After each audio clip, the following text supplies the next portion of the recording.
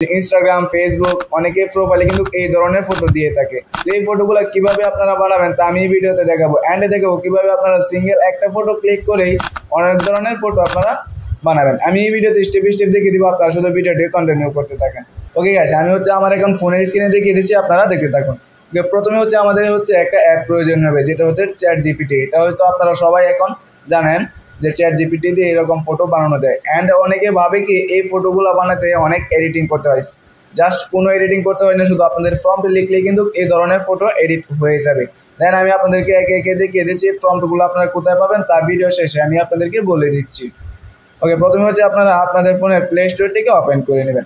দেন আমি আমার এখানে ফোনের প্লে স্টোরটিকে ওপেন করতেছি। অ্যান্ড করার পর আমরা এখানে চ্যাট জিপিটি লিখে সার্চ করব।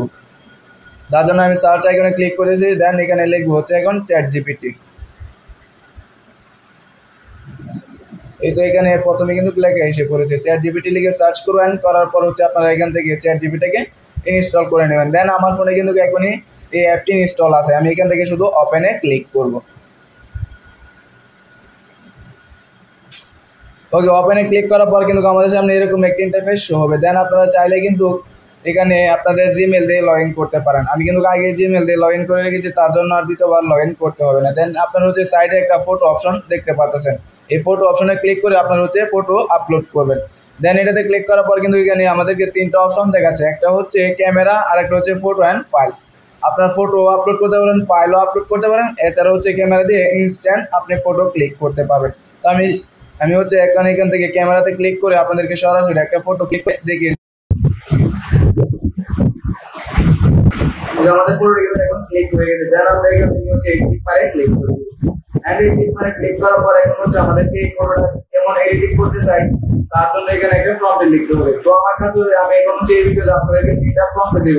এই প্রম্পটগুলো এই ভিডিও ডেসক্রিপশনে দেওয়া আছে। সেগুলো আপনারা এখানে একে একে তিনটা প্রম্পট দিয়ে কিন্তু একটা ফটোকে অনেক তিনটা ফটোতে কনভার্ট করতে পারবেন। তো তার জন্য আমি এখানে একটা ফর্ম পেস্ট করে দিচ্ছি।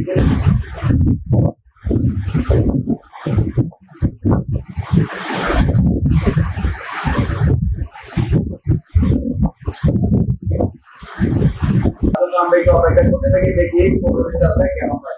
এখন কিন্তু আপনারা এখানে দেখতে পাচ্ছেন যে ফটোটা বানানো হয়েছে।